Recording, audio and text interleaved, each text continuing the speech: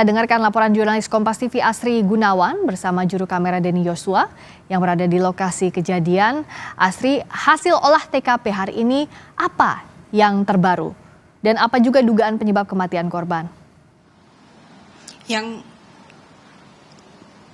Yang terbaru, Friska, polisi mengecek barang-barang yang ada di dalam kamar kos korban, termasuk mengecek dokumen dan juga barang berharga milik korban. Diungkapkan bahwa tidak ada barang maupun dokumen yang hilang. Selain itu, polisi juga mengamankan obat-obatan milik korban seperti obat sakit kepala, obat lambung. Tetapi apakah obat-obatan ini ada kaitannya dengan penyebab kematian korban atau tidak? Tentu ini yang masih didalami. Selain itu, polisi juga mengidentifikasi sidik jari yang ada di lakban yang ditemukan di TKP, di mana sidik jari korban ditemukan di sana. Tapi memang belum bisa dipastikan apakah ada sidik jari lain, dan tentunya ini yang nantinya akan menentukan apakah ada keterlibatan pihak lain termasuk tindak pidana di sana.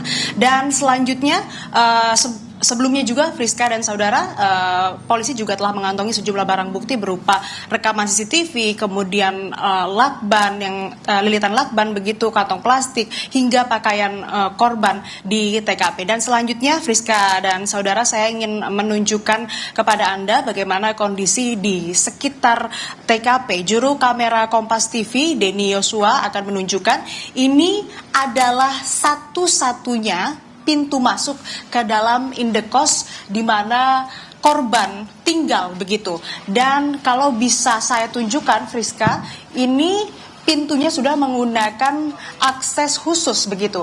Ini untuk masuk hanya bisa menggunakan tab akses maupun juga sidik jari yang sudah terdaftar maupun PIN. Jadi tidak sembarang orang bisa masuk ke sini, hanya penghuni dan juga pemilik kos yang bisa masuk ke sini. Selain itu, ada kamera CCTV atau kamera pemantau juga di sana yang mengarah langsung ke kamar korban. Dan ini seperti yang diputar rekamannya sebelumnya, sebelum saya memberikan laporan, ini menunjukkan aktivitas korban sebelum ditemukan meninggal dunia. Tidak hanya itu, Friska dan saudara, di TKP atau di samping indekos ini ada vape store, di mana di sini juga ada CCTV di sebelah kanan begitu, ini yang mengarah ke pintu masuk utama indekos korban, yang mana ini bisa menunjukkan tentunya apakah ada pihak lain atau orang lain yang masuk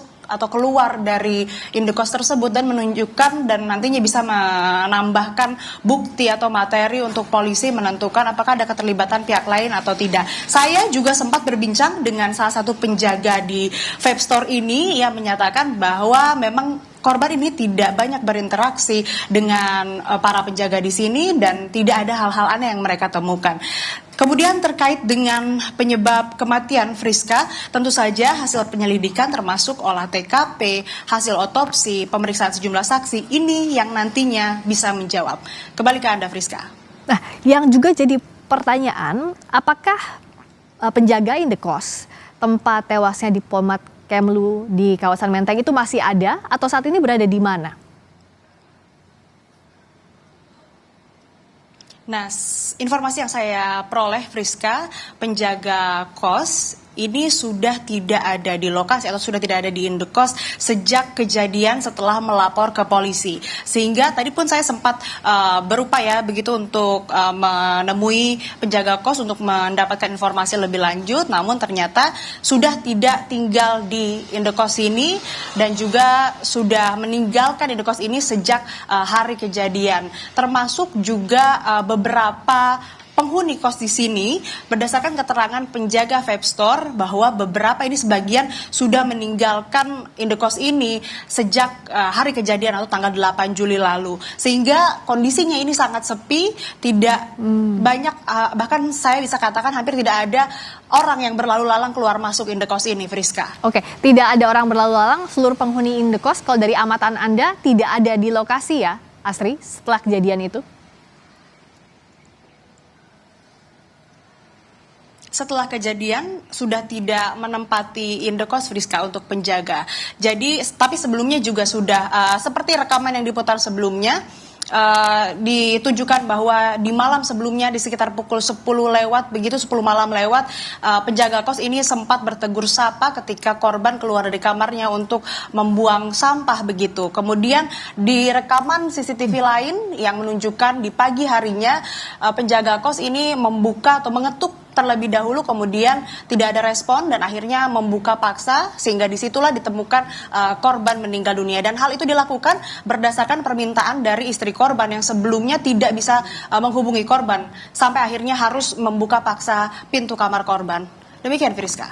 Terima kasih Astri Gunawan dari kawasan Menteng, Jakarta. Olah tempat kejadian perkara dilakukan di Indekos, tempat tewasnya diplomat Kementerian Luar Negeri. Terima kasih.